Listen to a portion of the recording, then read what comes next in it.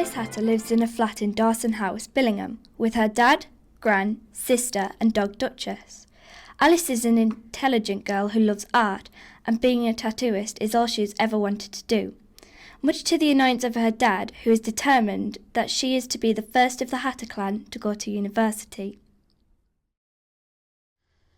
But why, when there's a perfect opportunity being offered to me right here? I'm telling you that with brains like yours, you should be getting out into the world. University is the key. None of this. It's arty tattoo rubbish. It's not rubbish, Dad, and I don't have anything against university anyway. Then go! You're not leaving this house till we've sorted this, my girl. Come on, girl. They don't understand, Duchess. I just want to be able to make my own choices. It's a lovely sunny day and Alice decides to walk Duchess in John Whitehead Park. Duchess is a young mischievous dog and on seeing a rabbit charges after it. Alice, unable to stop her, is dragged along behind. Stop, you silly dog, stop! Duchess takes no heed of her command and determined not to let go of her dog, Alice ends up running for what seems like miles. It appears the rabbit is heading towards what looks to be a warren close to the bank of the Tees, and with a swift turn, the rabbit scrambles down the hole, out of sight. Duchess follows but turns too late and slides into the river, dragging Alice along with her. Ah! Help! Help! Finally, she surfaces and reaches out for something to hold on to. Clutching the nearest thing, she pulls herself out of the water. Turning round, she realises she's on a golden leaf. She's confused and doesn't understand what is happening to her. The leaf moves swiftly with the tide, passing what can only be described as a piece of paper, a rather large piece of paper at that. An invitation to the mayor's tea party. The leaf is hovering above the river and without warning zooms off into the sky. Holding on as tightly as she can, she peeps over the edge of the leaf, recognising the sights below. The River Tees, Transporter Bridge, Teesside Park and Rosebery Topping. Finally, the leaf begins to descend, stopping sharply on the table laden with food. Stepping off from the leaf, she looks around. Oh, it's the tea party. What on earth is happening to me? At the head of the table is the Mayor of Stockton, surrounded by tea and scones. To her surprise, Duchess is sat next to the Mayor, having what sounds to be a very complicated political discussion. I think some of their policies are good. Near to her is a young boy who seems to have had rather too much to drink. Who are you then? Fancy a drink? The boy notices Alice standing on the table and picks her up.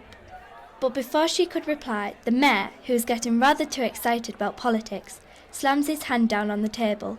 The vibration causes the rather tipsy boy to lose his balance and drop her. Fortunately, she bounces back down onto the leaf, which softens her landing, only for the leaf to zoom off again, though in a quite different manner this time. It goes so fast she cannot make out where she is, and the leaf begins to twist and turn, eventually spiralling out of control.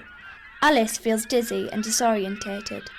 She opens her eyes and to her dismay she's sitting on a bus. But how? There's an old lady wearing very thick-rimmed glasses sitting across the aisle ahead of her, muttering something about youth of today. It's not just boys either, girls too. They're drunken louts, the lot of them. That's not true. You can't bag us all together. We're not all drunken louts, as you say. You're not being fair. What are you saying? A bag? Yes, I have a bag of mints. Would you like to try one? Alice gets up and sits next to the old woman and thanks her for the mint. Just as she was about to explain the entire crazy goings-on she had had recently, Alice feels her body tingling. Bah, you're looking rather small, my dear. Perhaps I should put my glasses on. The old woman fumbles in her bag, taking out another pair and placing them over the existing pair of glasses she already had on. Alice begins to feel rather scared and wants to get home. Could you please give me the directions back to Billingham? Of course, my dear. You get off at the next stop and turn right. Keep going till you reach the Transporter Bridge, and once you're there, you'll get on another bus. It's perfectly straightforward. You'll know what to do. And with a flash, the old woman disappears, leaving behind her 2 pair of glasses, which in turn vanish themselves, as do the seats in front and the floor below, until Alice feels herself falling through the sky and clouds onto raspberry topping, which has the texture of ice cream and resembles a giant lemon top. With the heat of the day, the ice cream is in a state of meltdown, and Alice begins to slide down the hill, picking up a cherry and eating it on the way down. By the time she reaches the bottom, she is her normal size again. With a bump, she has come to a stop on Seaton Carew Beach, just as a huge wave engulfs her, sweeping her out to sea. Not more water. To her surprise, she realises that she can actually breathe. In a distance is an underwater town, and she swims towards it. Take a chip, lass. It'll make you feel better. So Alice does, and after eating it, she starts to float uncontrollably towards the surface. The higher she ascends, the more she realises that she cannot breathe in water anymore. Reaching the surface, she gasps for air.